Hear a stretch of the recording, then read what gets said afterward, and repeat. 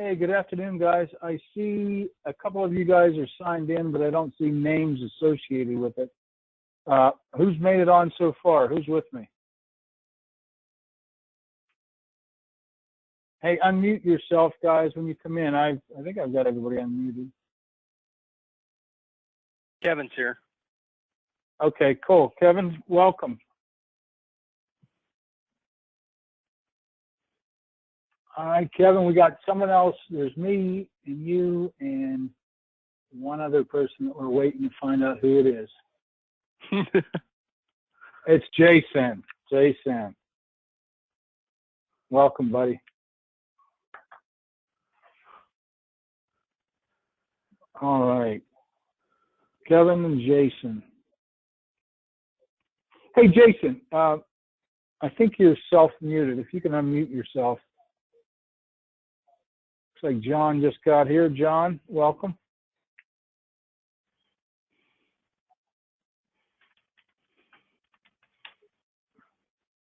Nobody wants to talk.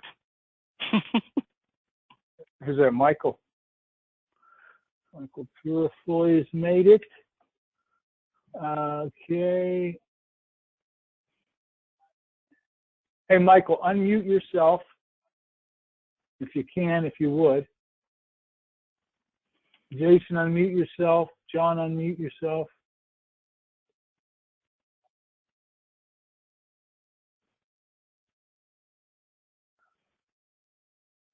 Hey, Kev, I know you've unmuted yourself. I can see that on the screen. Yep. You can hear me okay, obviously. Yep. How about on screen-wise? Do you have the 15 steps set up in front of you? I do. It's pulled up. All right, cool. Yeah, I just want to make sure all the technology is set up. All right, good. Hey, Kev, do you know whether or not anybody, we should not expect anybody? I mean, not that I'm aware of, Jim, but I haven't talked with those guys. Okay. Well, I want to give, let me see, we got Kelly's got to come on yet. Kelly and his brother Seamus, Jeff Peters. Not sure if Bob Hudson or Doug Robbins will join us. Looks like the rest of you guys are on board already. Well, hey, for you guys that are here on time, ready to go, hey, Jason, can you hear me? Because I see your little Jason Hall icon thing shows. Okay, you can. Cool. Were you on this session last month? I know there was only. You can't unmute yourself, huh? Huh. Sounds like a likely story, Jim. Okay, yeah, right. So you're going to use that chat feature probably pretty heavily. Hey, I'm not quite sure why you can't unmute yourself. What I did is I put unmute all on, so everybody's been unmuted on my end, and that's why Kevin's able to jump on. And unless you put in the when you log on online, it gives you the chance to connect your audio PIN number, and you likely didn't add your audio PIN number in there, because that's what makes the kind of the audio connection happen. So, hey, one of you guys was on last month. It was very, very, very lightly attended. I know Doug Robbins was on, and I was thinking it might have been Jason, but maybe John. John, you'd probably have to chat as well, because it looks like you're not unmuted. But anyway, the reason I bring that up, and the reason I have on your guys' screen what I have, the 15 steps to setting or resetting expectations with your DSMs. I wanted to do a quick drive-by with the rest of you guys who are not on board last month, and give you guys some. And I know I had sent this out to you guys all, so hopefully this is not the first time you've seen these 15 steps. But what I wanted to do is to find out if any of you guys had had run through these 15 questions with any of the DSMs, and if so, what kind of feedback did you get? Or maybe you could share with the rest of us any successes that you had in kind of resetting, recalibrating the DSMs that you tried this with. You know, that every one, well, of the 15 different steps, 14 of them are questions. 14 are questions that we should be asking. There's one statement, which is, the statement is, you know, number 2, here's the issues as I see them. But if you start off and kind of just blow and go through these things, hey, what we've been doing thus far hasn't seemed to be working, so we need to take a closer look at what we've been doing. That's a statement in and of itself. So it's making a statement as a sales manager, hey, we're just not seeing the successes take place the way that we thought that they should. Here are the issues as I see them. Those first 2, 1 and 2, are more statements or observations from the sales manager. And then the rest, the other 13, are all questions meant to get the participation from the DSMs in how, you know, how and where they might have a role or responsibility in raising their own bar, raising their own abilities. How can we resolve them? That's the question and these things, the rest of these things are all questions that you guys should be asking the DSMs. How can we resolve these issues? So you tell them what the issues are. How can we resolve them? In other words, what are the options? And then if they don't come up with any right away, you know, you got to make sure that you ask, you know, those other questions that I've indicated there, 6, 7, 8, you know, 10, 11, 12, 13, and 14 in any event. So given that there's some, you know, given the couple of different options, what might be the most effective way from those options that we have? How you go about accomplishing this? The questions, as you see in here, are very assumptive questions. They're not. Most of them are assumptive or kind of open-ended type of questions. They're not questions that can be answered with a yes or no, but it causes the DSMs to kind of get more engaged with thinking through it. Instead of us just telling them what they need to do, it's having them to discover. You know, it's more of a discovery. It's kind of like you guys are running a sales call on your DSMs. You're doing some pain discovery sessions with them, and then having them create the vision of a solution. What's the most effective way from these options? How will you go about accomplishing this? So the assumption is you're going to accomplish it. How are you going to do so? So have them explain to you, have them sell to you the way that they're going to accomplish getting over some of the roadblocks and some of the hurdles that they're running into. What will get in the way? Number 6, what will get in the way? Another assumptive question. You're assuming that there are going to be obstacles, roadblocks, you know, things that come up, excuses, and watch for excuses. What's going to get in the way, and then make sure that they're aware that you're looking for kind of those pushbacks, those obstacles, or those excuses that they're likely to fire at you. And then number 7, there's another assumptive question: how are you going to overcome those potential obstacles? The assumption is you're going to overcome them, but how are you going to do it? Have them. This is a lot of work on their behalf, on their part, having to think critically about the future and what they're going to put in place to make sure that that particular obstacle or that excuse or that roadblock is not going to prevent them from accomplishing that which they want to accomplish, you want them to accomplish, and you want them to accomplish. So it puts a lot more power on them than kind of enforcement on you guys. Now here's a closed-ended question. Do you see anything that's going to prevent you from accomplishing what we've discussed? Instead of a closed-ended question, do you? I would say, what do you see that might prevent you? What, if anything, will prevent you from accomplishing what we've discussed? Which is another assumptive question. What is going to prevent you from accomplishing it?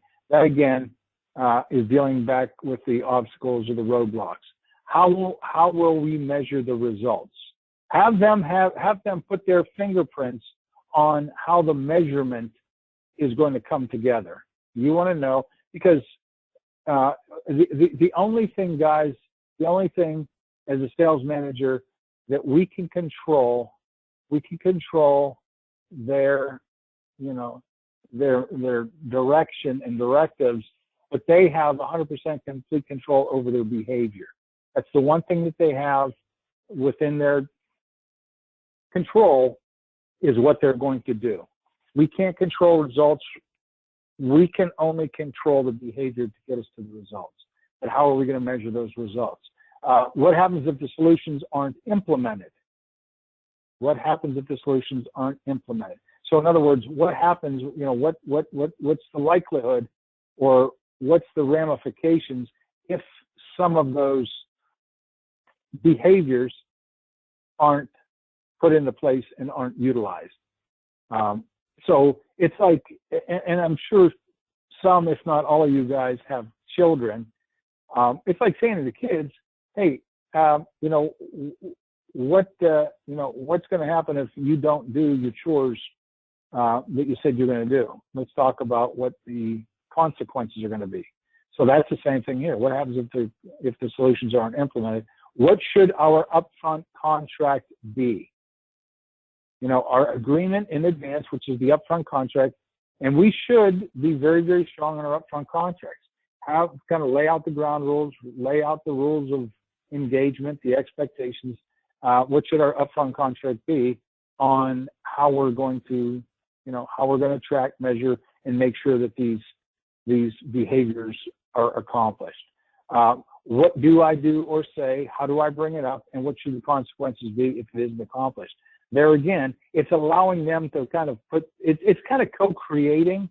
It's not just you as sales managers being the harsh critic, but it's allowing the DSMs to put their fingerprints on what you should say, how you should bring it up, and what the consequences should be if they don't do what they said that they need to do to get things back on track. So on number 11, it's almost like, again, saying to the kids, hey, what do I do or say? How am I going to bring it up with you? And what should the consequences be if you don't do what you're, expected or required to do? And then number 12 is it's kind of a validation type of question. What have we agreed to from your perspective?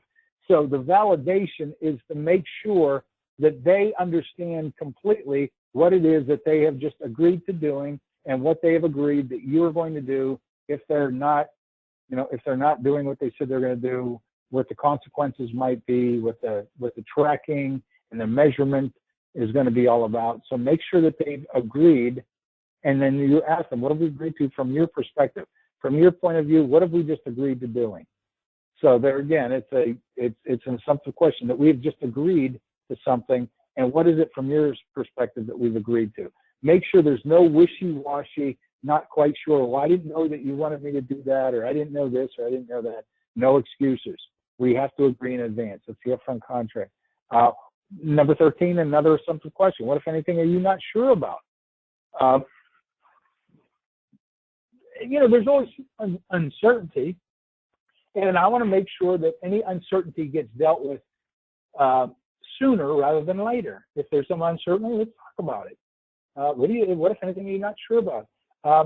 Number 14, how do you feel about what and how we've talked about it? So the feeling is really the operative word there. How do you feel about it?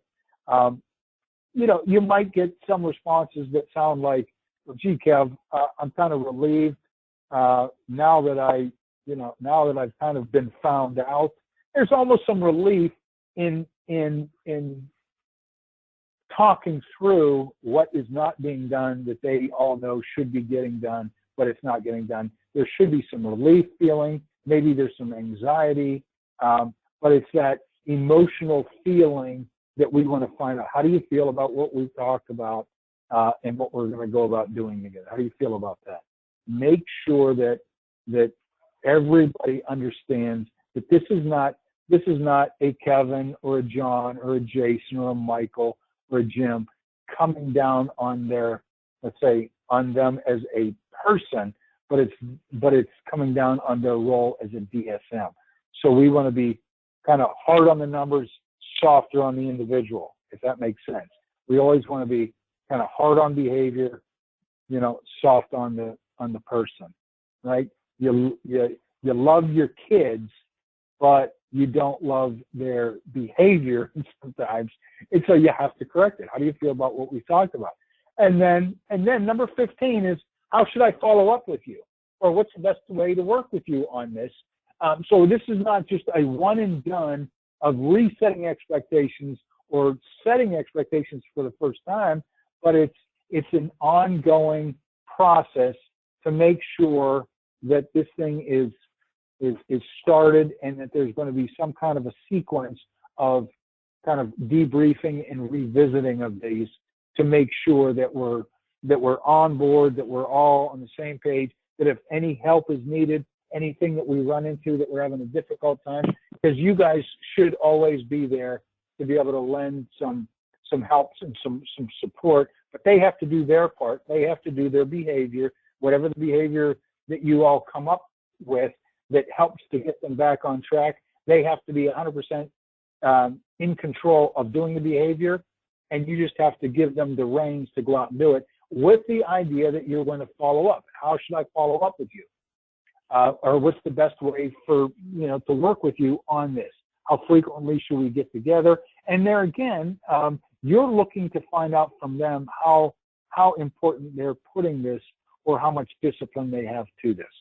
So again, that was kind of a quick drive-by on what we covered last month. I wanted to kind of revisit this because most of you were not there with us last month, and I think that there's some value to this with the DSMs. Some of them that are not, are not meeting your expectations and or still have a ways to go before they kind of get up, and meet that. So this is just a good, solid way to get that underway. Looks like Jeff joined us. Hey, Jeff, looks like you might be muted, maybe self-muted. So there you go. If you want to jump in, chime in, please do so. So anyway, that's what we covered last time. I sent you guys a copy of this thing. Keep that thing readily available to you, and let me know. And let me fire this question at you. Did any of you guys, intentionally run any of these questions by any of the DSMs in the last couple of weeks since I sent it to you? And if so, what do you have to report, or what can you share with the rest of us on the line? I'll jump in, Jim. I haven't actually done that, but I wish I would have thought about it this week, because we've actually had something pop up on the Monday sales call with our guys that it basically affects all of them. And I think maybe some of the other sales managers deal with this too. But when it comes to getting consistent feedback regarding projects that we're quoting on a weekly basis, and getting them to call their customers and have conversations with their customers about where we stand on our numbers, and so that feedback can then drive the next projects we're quoting, or also even give us the opportunities to try to close some of these projects. And it's something that they're not very consistent with at all. And so I wish I would have remembered this 15 step to talk about it with them, but I think that I'll use it this next Monday when we have our call, just to kind of remind them. And, I think what I tried to convey, and maybe I did some of these steps without even really realizing it, but, it's not that we were trying to be like the parent, like you're not getting your room clean and I'm just constantly nagging you kids to get it done. But it's like, it's to help them. It's not just to help the company, but it's to help them to be successful. And if we're not able to know where our numbers are and how we're doing in the marketplace with those numbers, we're just kind of shooting in the dark, trying to hit some of these projects with quotations. And I feel like sometimes they're just penalizing themselves and they don't realize it. Yeah, in a lot of cases, that's a good point, Kevin. In a lot of cases, this is like a tough love. It's like the kids. It's like you're not doing it to be, mean old dad. You're doing it because it's in their best interest to do what you're asking them to do. You would never, as a good father, you would never have them do something that is detrimental to them. Now, to them, they might think that, dad's just an old fuddy-duddy pain in the neck, constantly giving me grief. But as we all know, right? As we all know that, in retrospect, looking back, the things that our parents did to us that we thought that they were just mean and nasty was actually in our best interest. And we've become like them in a lot of, like, I hear my dad and some of the things that I would say to my kids now, and I think, holy cow, and I understand that it's not because now I've become mean like my dad was. It's because that tough love. I love them enough that I have to hold them accountable and responsible for doing things, because that's what life is all about, is about responsibility on the things that you have to take it upon yourself to do. Don't just rely on someone else to do it, or don't just blame other people for your lack of success. If you want success, you're going to have to take the bull by the horn and go out and have it happen. And the same thing, right. It does, like in number 6 up there. Hey, what will get in the way? You're going to have obstacles. You're going to have roadblocks. You're going to have things that just kind of come up and creep up. What's going to get in the way? We know that nothing just all comes together perfectly all the time. And so let's talk about it. What's going to get in the way, and then how are we going to overcome that? Or what are you going to put in place to overcome that obstacle? It gives them kind of the license and the liberty to take personal responsibility to make sure that it doesn't happen to them. So it is tough love, as we say. It's showing tough love here. You're not doing it to them. You're helping them, and it's helpful for the DSMs. It's helpful for the company, and it's helpful for the customer, because when the customer gets to work with New Millennium, they're in a good position. When New Millennium gets to help that customer, New Millennium is going to be in a better way, because they've got this project to produce and to sell, and then that DSM is going to be able to profit off of the deal as well. So it's a win-win-win situation. This is not meant to be a downer conversation. It's meant to be uplifting, and that's why that question number 14. Hey, how do you feel about what and how we've talked about this? I want to make sure that they are not that they're pessimistic, or they're beaten like a dog. I don't want them. And if you find out that they feel like they've been taken out to the woodshed and whooped on, then we've got to relook at how we're doing it, because maybe we're coming down too hard. And that's why I want to find. I don't want to attack them as a person. I might want to attack the behavior, either that they're doing too much of, or they're not doing enough of. So good. Any other insight from any of you other guys? John, Michael, Jeff, Jason. I know Jason. He's in the I guess the deaf and dumb category. You can't interact with us, can't talk. All right. Well, let's jump to this next section, which is I put together for you guys. There's 17. There's 17 tips that I've laid out for sales managers. Some of these things that we have covered already, and some of the things I think have not been covered that should be discussed and talked about. So let me go through these 17 tips. Tip number 1, and I know, Jeff, you're on the line with us. I don't know whether or not your audio is working, but that number 1, put up a sales tracking board. I was down at Lake City with Jeff and his crew months ago and sat in on his sales meeting. But Jeff does a very, very good job of making sure that all of his DSMs are aware. Now, that sales tracking board, and hey, Jeff, can you re-unmute? Yeah, Michael, I don't know I think it might have to do, Michael, it may have to do with the that audio, kind of that when you click on the audio PIN number, when you log on to the web, you have to put in the audio PIN number, and it's indicated when you sign on. And if you don't do that, it likely keeps you from being able to talk. But anyway, Jeff, you were good about that, the sales tracking. And how do the DSMs down in Lake City, how do they react to seeing the numbers visually? Well, they, I guess, what do you mean? How do they react? I don't. Well, and I have up there visualization of the numbers is important. It helps us to track performance, activities, behaviors, and results, and it uses the competitive nature of individuals to their advantage. And the whole idea, and that's why I say kudos to you, and maybe the rest of you guys do the same thing.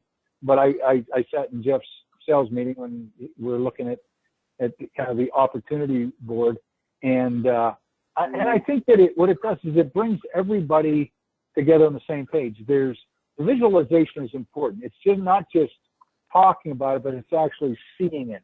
When something is seen, there's an awful lot more validity to it.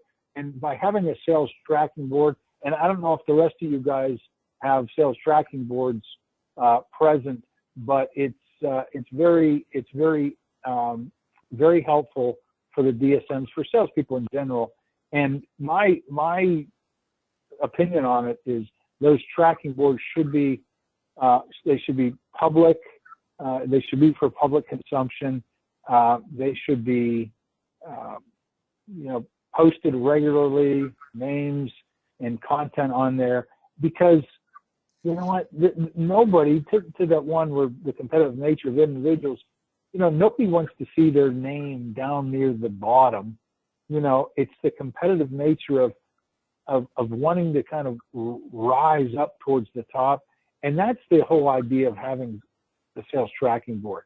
It really buys in that kind of that seeing how we're doing corporately, but also seeing how we're doing individually relative to the other people that are doing something very similar to what I'm doing. The visualization is key, and the competitive nature of just how human beings are wired makes for a very, very, because you walk by and you look and you think, well, geez, oh man, if Jeff Peters can sell a deal like that, I sure as heck can. But if I have no idea what Jeff Peters is doing, it's like it doesn't light a fire underneath me. Now I should have a fire lit just because I've got enough passion and enough commitment, to earn a good salary, to earn a good commission base, to earn a good, income, with or without Jeff Peters, seeing what he does.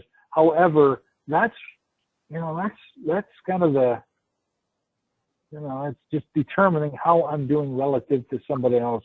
I might think, Jeff's a good guy. He knows an awful lot, but he's not twice as good as me. And if I see if he's selling twice the amount of material that I'm selling, it's going to cause me to pay attention to what the heck Jeff's doing and kick some tail and not get into that kind of camper and and that's a good place to see the kind of the climbers, campers, and quitters on those visual tracking boards, and see what the climbers are doing, what kind of numbers they're posting, what we as campers are doing, and the look and say is, hey, if he can do it, so can I.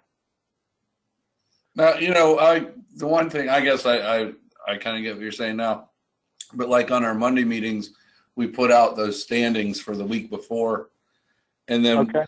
I always call on the top salesman from the week before goes first, the second goes second, and they don't like being the last or second to the last guy. Yeah. Usually. And they, yeah. And and sometimes, and they don't like it. They really don't. It does push them a little bit where they don't want to be the last guy called on Monday morning, Yeah. They prefer to be number 1 or 2 instead of number 6. Or at least in the middle where you're kind of safe. Yeah, the campers. Yeah. We also call them the at-leasters. At least I'm not at the bottom, right? Right. At least. Hey, tip number 2, DSM should become content experts. This is a very, very good one where they should become content experts. The 3 things I have there: it creates leaders within the team, allows the employee to grow, and forces the employee to learn. So becoming content experts and not just in the sales, kind of the sales strategy realm, but even on the technical side. You should have your different DSMs assigned to become the content experts, the go-to guys, so that if anybody else on the team has a question about whatever, they know to call, get a hold of Charlie over there. Charlie's now Charlie would love to be the content expert because it gives some kind of, some puffiness in his head, because if he has become the content expert in either technical information or sales information, it helps them, and it allows, as I have a number 2, it allows that employee to grow in a particular area. So if they're the go-to people that we can lean on, and it causes an awful lot more just belief in themselves. And then, because one person can't necessarily be the content expert in everything, but you should assign different DSMs to be go-to people for the rest of the team. And it will, as number 3, I have another, forces the employee to learn. If you tell one of your guys that, look, you're going to be the content expert, I need you to know more about this than anybody else. So if anybody has a question, I'm going to have them go to you. So it allows them to learn it. It allows them to kind of to grow mentally and kind of emotionally by it. And then it creates the leaders in the team. And even if you look at this Sandler training, if you have a content expert in the upfront contract, if you have a content expert in pain, someone who's really good at getting pain, of discovering pain, quantifying pain, and taking people through the whole pain step, that's fantastic. And if you have somebody else that's the presentation expert, that's the go-to guy if you're presenting a big project and a big proposal, that person to get their insight and help on that. Again, it's very, very good to be able to, because then there's some reciprocity. Hey, I'll help you with the presentation. You got to help me because I got this new meeting coming up and I want to run some ideas by you. So try to break your teams down, and then, again, technical or soft skill experts or hard skill experts, technical experts. I would try my hardest to assign, let's say, topics or contents to each one of them and ask them to be the, so when, like, Jeff's having his meetings, he can say, hey, Steve, give us give us an understanding about how you take somebody through, your decision process. I know you're the decision expert. What are you doing on that? And so it allows them to learn it and then to do teach backs. We call them teach backs. They can kind of teach it back to us using our own language, our own lingo, with projects that they can all relate to. So yes, so tip 2, create content experts in all of your DSMs. Now, number 3 here, role play with your DSMs. As I put there, people retain 90% of what they say and do. If they're not participating in role play with you guys or internally, and if they're only hearing it, but they're not saying it or doing it, they retain about maybe 10%, if they're lucky, of what they hear. But role playing is what's going to create, that retention and that understanding. So role play with them. It'll make them stronger and more effective, and it makes you guys stronger managers. And you guys are kind of like the directors, right? If you look at this as like a Broadway play, and you're going to have the actors in front of the room and kind of conducting, a little mini mock role play of what a sales meeting is going to look like. You can kind of direct it, and take them through that. And then what I have here is steps to the role play. Walk everybody through what's going to take place. So just walk them through the role play. And then you guys, as sales managers, demonstrate it. Demonstrate the correct way to run the sales meeting. And then after you do that, after you've done that, the role play, then debrief. Debrief what had just taken place, and then kind of have everybody give their opinions, their lessons that they got out of watching you do it, and then have the salesperson practice it. So walk them through it. You guys demonstrate it. Debrief. Have them explain what they just saw, what they just experienced, and then have them step in. So don't just throw them under the bus and start with, in this case, don't start with step 4 and have them role play right out of the gate. Walk through it, you do it, debrief it, then have them practice it. And then after that, create the list of action steps and things that they're going to start to do in order to be better, not just in role play, because role play is the practice, but in real life situations. This is just using the analogy, this is running the football play, with during practice with your own team. You're running the play with your own team, and practicing it until it comes to game day against the real opponent. Then it should go off an awful lot, a lot more flawless because you've done it before. You've done it, and you've built the muscle memory, and it just goes over very, very nicely. So do the role plays. Number 4, debrief. We as sales managers, have to be constantly debriefing. It's valuable for the manager. It's a good evaluation tool. It's a great way for you guys, and it should be done. And I'm sure it's being done all the time. But it's a good sales funnel management. It's good for to understand, how strong the opportunities are that are in the sales funnel. And it's valuable to the DSMs as a learning tool when they debrief and you sit there and you kind of walk them through an opportunity that they're working on. They get to learn because it's like watching a game film of a game they just played.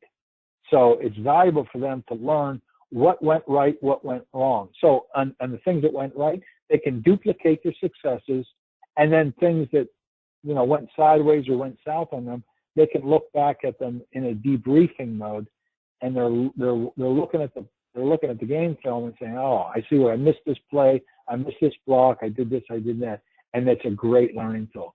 And then select the important questions that you're going to ask them, and then print them out. So give them the kind of the questions, give them the test questions before you give them the test, so they know the questions that you're going to ask them, so that then they can start to see where they're going to be looked at, and they can get stronger in that particular area.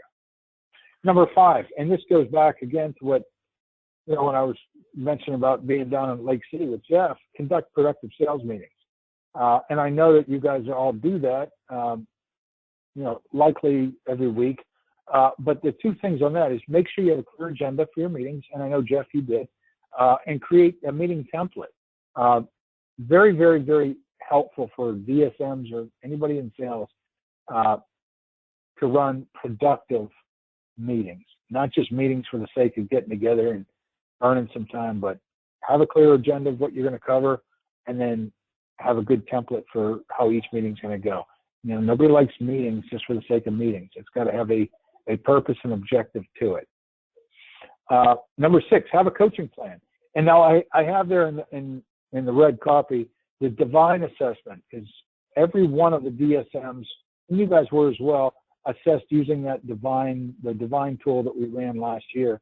An individual coaching plan is needed for each salesperson. Use your divine assessment because everybody has been individually assessed, and you could use that divine assessment as your coaching tool or as a coaching plan. So you might see that somebody is having a hard time or is not necessarily, as comfortable doing some of the behavior they need to do because they got low scores on their behavior. That's a good way. So have a coaching plan for each and every one of the DSMs that report to you. And there's another one of the tips coming up that's going to talk about that, but the individual coaching plan is needed and should be, those assessments should not just be collecting dust on a shelf somewhere. They should be utilized. Number 7, this is the other one, the gap assessment. We ran 2 assessments last year. We ran the divine assessment, which is the one that had, it was talking about their commitment, their ambition and drive, their sales prospecting, just a whole host of different, there's 19 different competencies that we looked at. This gap assessment, the gap analysis, was the one that's more subjective, and it's identifying the current situation and the desired outcome from both departmentally and individually. And the gap assessment is trying to determine how important a particular sales function is and how effective that particular DSM is at conducting it. So it's the gap between how effective and how important and how effective they are. So, always look at that gap tool and figure out what we can be doing in order to get them closer to, there's no such thing as perfection, but we want to progress them and reduce and shorten that gap between where they are and where they ought to be. This next one, number 8, the ITNA, the Individual Training Needs Assessment. That's similar to 6, which was that one we're having a coaching plan. That ITNA it's required for each DSM. It's everybody, their individual training needs. Some guys need help on setting the expectations or setting the upfront contract, getting the initial 5 minutes of the sales call mapped out. Other guys might need to be stronger and better at uncovering pain, finding pain, differentiating new mill from everybody else out there.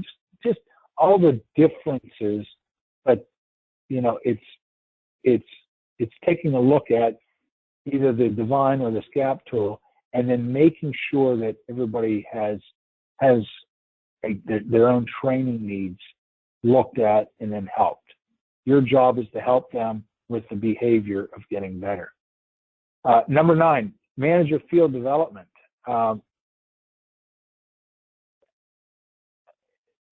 This is just developing them when they're out in the field, or when you're going to be traveling with your DSMs. It's got to be very structured. Before you head out,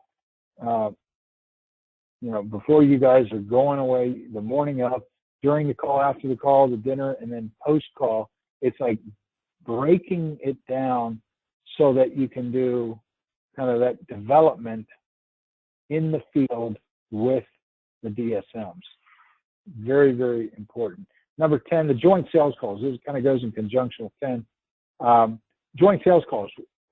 And I'm guessing in not all occasions, but on some occasions, you've joined the DSM on some calls. And I think, Jeff, just recently you were down in, I believe, and maybe I'm making this up, in South Florida with one of your DSMs.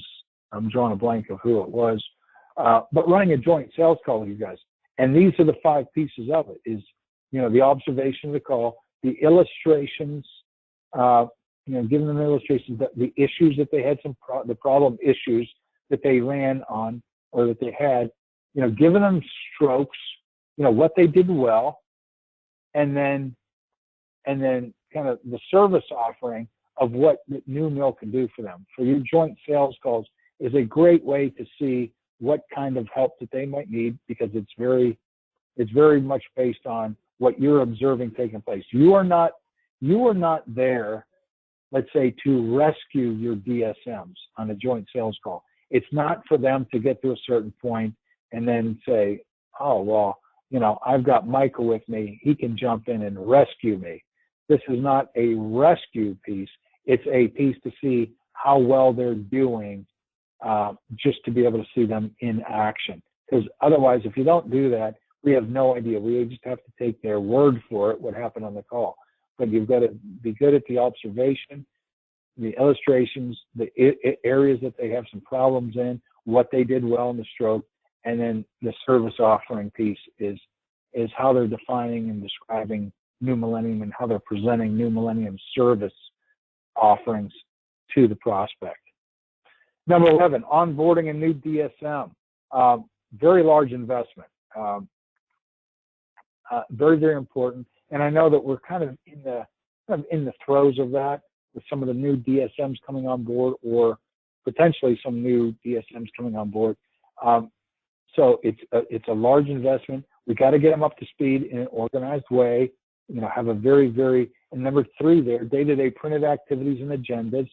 Very imperative that we let them know what they should be doing, in the first 30 days, the first 60 days, and the first 90 days in onboarding.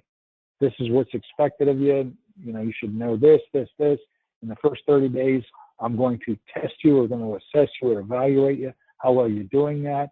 Here's what you should be able to accomplish in the first 60 days and the first 90 days. Find out what's being taught and who is teaching. Always know who's teaching your new DSMs anything, and find out what's being taught and who's teaching it. You want to make sure that they start off with the right information coming out of the right individual for the right reasons, whether it's the kind of the techniques, or the technical knowledge that they're acquiring, or the soft skill knowledge. And then the last one is test their knowledge. You want to make sure that DSM, before they go out and really start to represent you, test them, test their knowledge. Do some of those role plays. This is ideal. Role playing is great for onboarding a new sales individual. Role playing it, because then you can play the tough guy, you can play the easy guy, you can play the people in between. Everything that that they're going to face and experience out there, you can play that part with them, so that new DSM is not like the deer in the headlights, when they get, that real driving, demanding, tough guy out there. They can play it cool, calm, and crisp, and not get all, puckered up and nervous and bail on you. So it's very important that the new DSMs are onboarded correctly. And then number 12, give yourself some alone time. Sales managers need that. Schedule time every single day on your own. Allow the stuff that you need to get done without interruptions. It should be scheduled on your calendar. It's your time only, that you can work on the things that you need to work on, because otherwise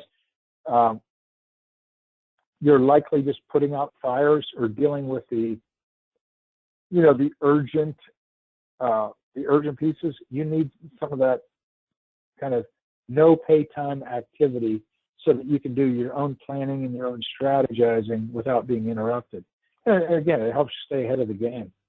It allows you to kind of take a good breather, and get out of the rat race of having a whole slug of DSMs pulling at you.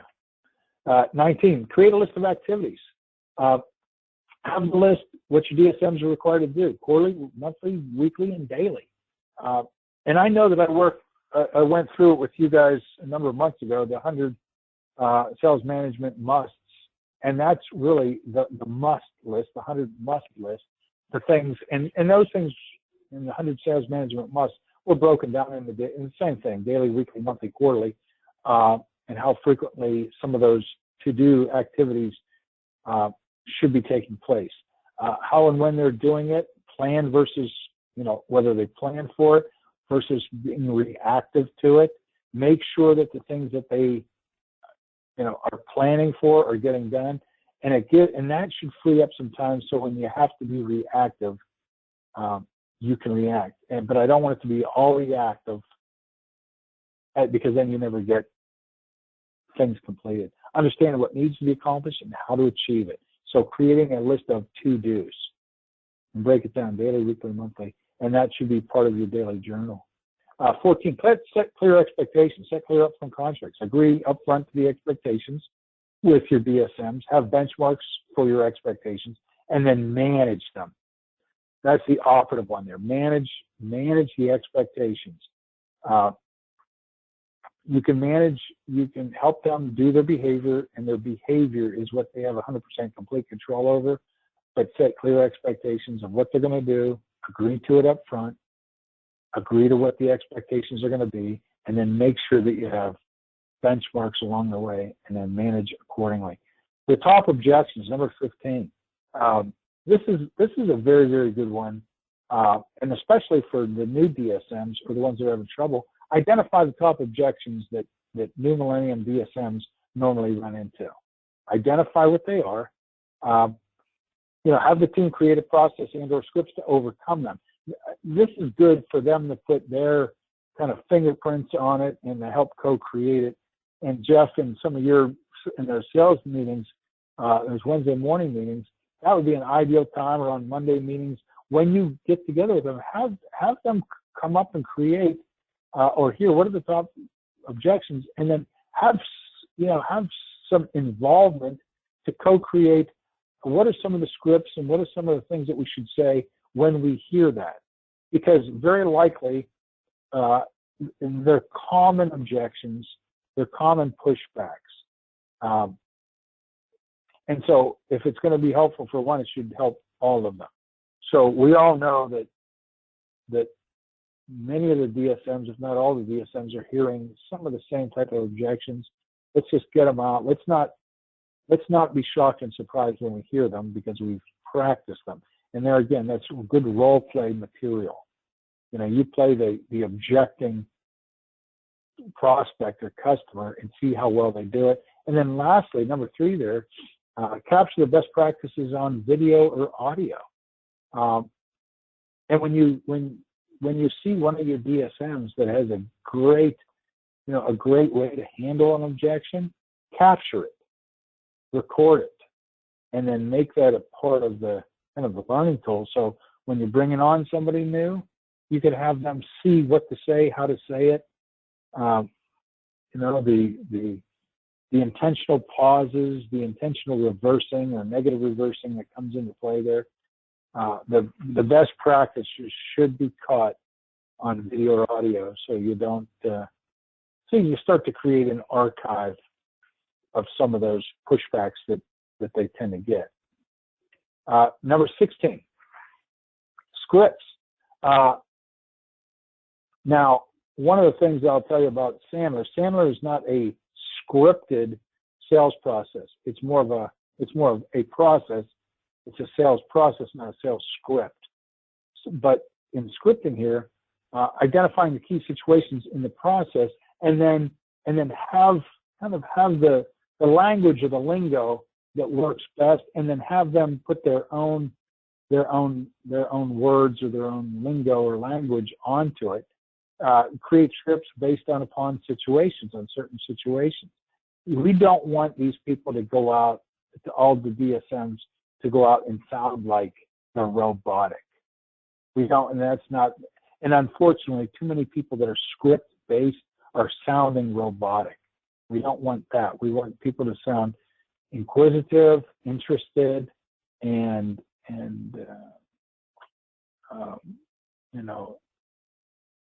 thoughtful, and not, oh, he said that, here's my script for that particular objection, or here's my script for this phone call. But if we know when we hear something that this is what we generally say, so it's generalized scripting, not scripting for the words, but for the process to flow with. So identifying the situations, creating kind of a scripted out response or, or reply, and then train and coach the DSMs to it, and then have them help to, and it's almost the same, it's the same concept as, where was it? Number 15, the last one on 15, number C, capture the best practices on video or audio. Same thing with the scripts.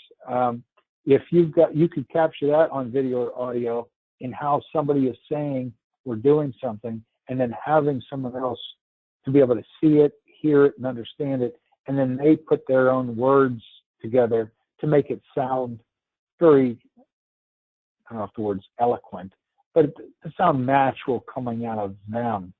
So the scripting should be natural. It shouldn't sound like it's being read. And then number 17, the very last one, is do not accept monkeys or excuses.